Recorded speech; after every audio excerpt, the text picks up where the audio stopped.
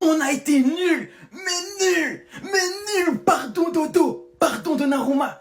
Pardon, mais quel match de Donnarumma, quelle seconde période de Donnarumma, quelle prolongation de Donnarumma, quelle séance de tir au but de Donnarumma. Les gars, je m'excuse platement. Ok, au match, il est extendo, les frères, un but arrêté, il a flop, ok, d'accord. Mais ce soir, il a fait ce qu'il fallait. Ce soir, il a fait ce qu'il fallait. Et il faut savoir le reconnaître. Quand on a tort, il faut le reconnaître. Quand un joueur est bon, il faut le reconnaître. Même quand on l'aime pas, Donnarumma, ce soir, il n'y a rien à dire. Ce soir, et enfin, le match n'est pas parfait. Alors là, il y a quelques petites dingueries, tu vois ce que je veux dire, comme d'habitude, mais c'est pas grave. Et la qualification, là, il sort deux pénaltys, deux d'affilée. Les gars, je ne peux que m'excuser auprès de ce type. C'est fou ce qui s'est passé ce soir, c'est fou. Le scénario est fou, les frères. Comme on le dit en Ligue des Champions, pour être parmi les grands, il faut un grand gardien, un gardien décisif surtout. Et ce soir, Donnarumma l'a été. J'ai pas tout le temps été serein, il est vrai. Mais ce soir, Donnarumma a fait ce qu'on attendait de lui. Comment ne pas être content de sa performance au final? On ne peut qu'être content. Je m'excuse, pardon et reconnaissance. J'ai qu'un bras, je peux pas... je dois vous poser. J'ai oublié de poser. Reconnaissance. Non, c'est important. Non, je suis caché mes genoux, je suis obligé. Après ce match-là, vous allez découvrir deux types de personnes sur TikTok. Les anti-PSG, ceux qui sont de mauvaise foi, qui vont expliquer tout et n'importe quoi.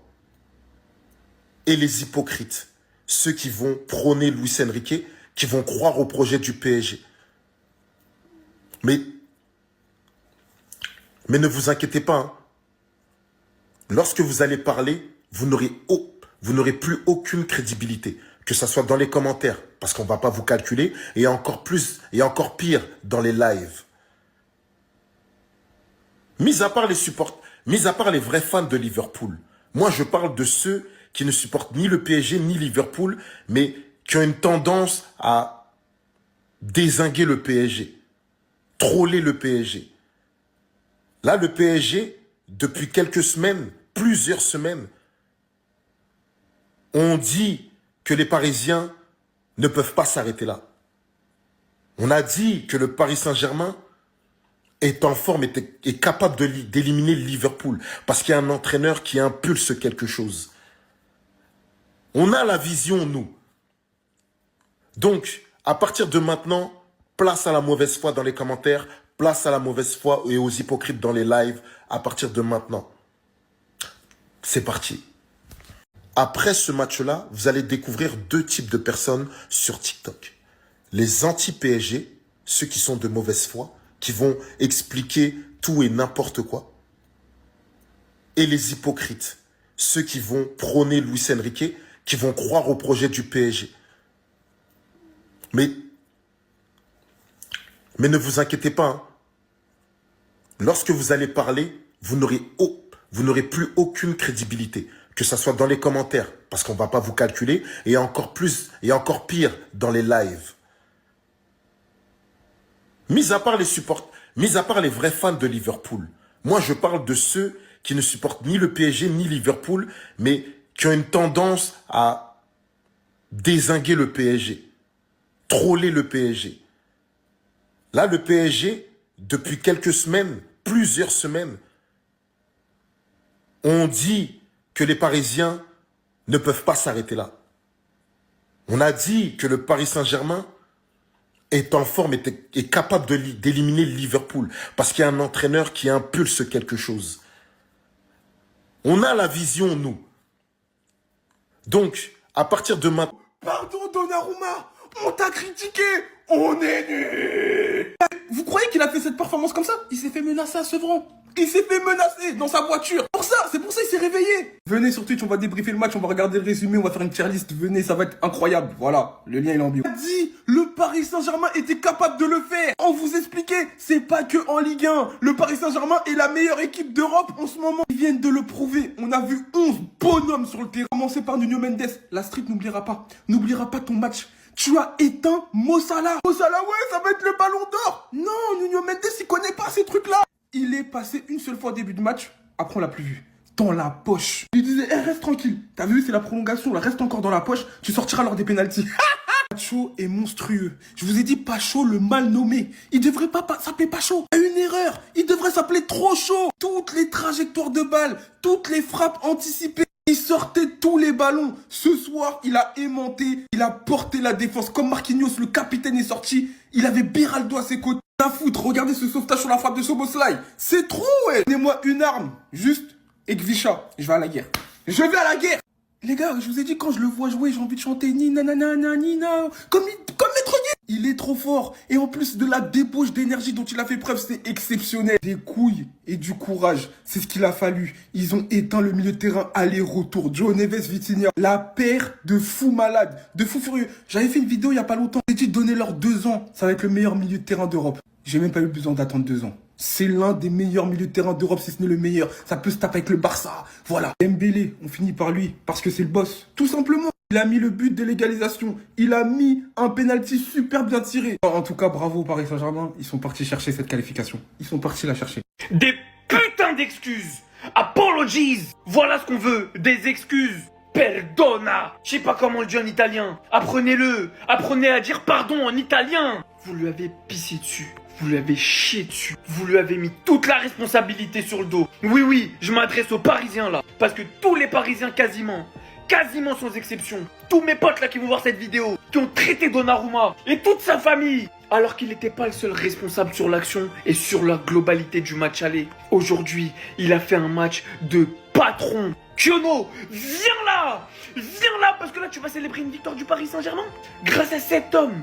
Joel Balafré, Joel Balafré, 2 arrêts sur une séance de tir au but. Sans parler du match, il est sorti dans les airs, il a fait tout ce qu'il faisait pas d'habitude. Il a fait tout.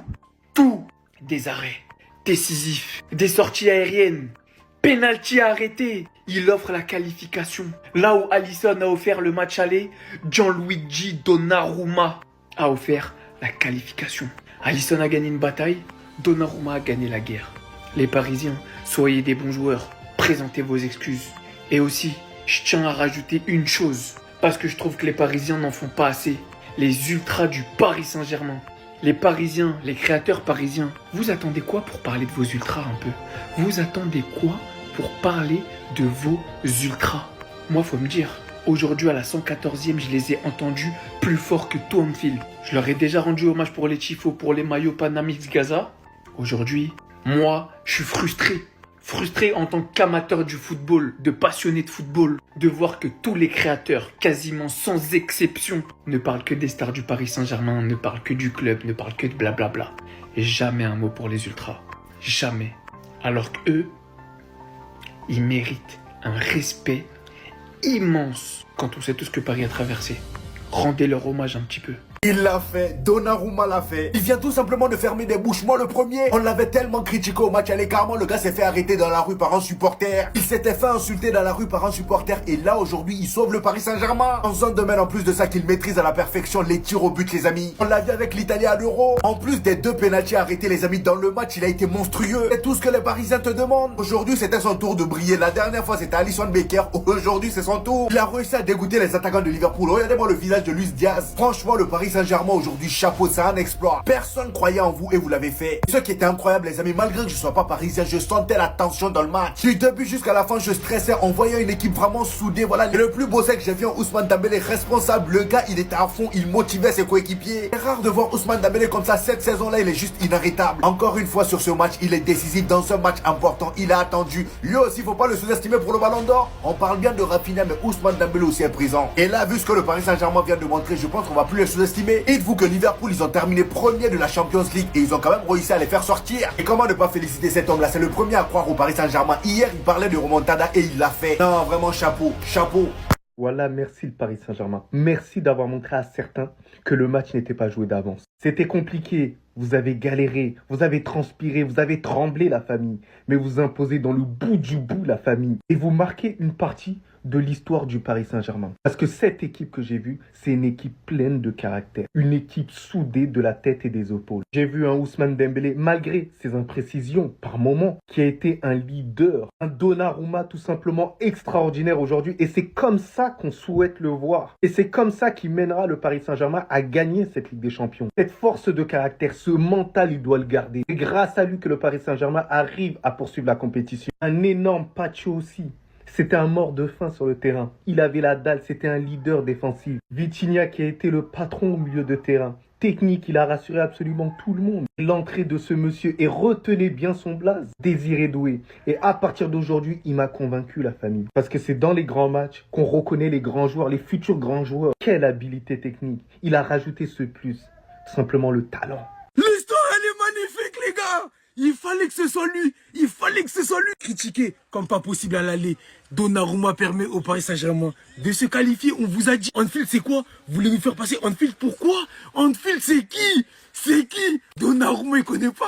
Donnarumma, il connaît pas la pression, les gars. Sur une séance de tir au but, les gars. C'est un truc de ouf. 2 pénaltys. Arrêtez, Donnarumma, pour le favor. Pardon. Tout le peuple parisien te demande pardon. C'est ton moment de gloire. Savoure, profite, croque la vie, mon grand. Croque la vie, mon grand. Le moment, il se représente pas 2 fois dans une vie. Donnarumma qui sauve Paris, les gars.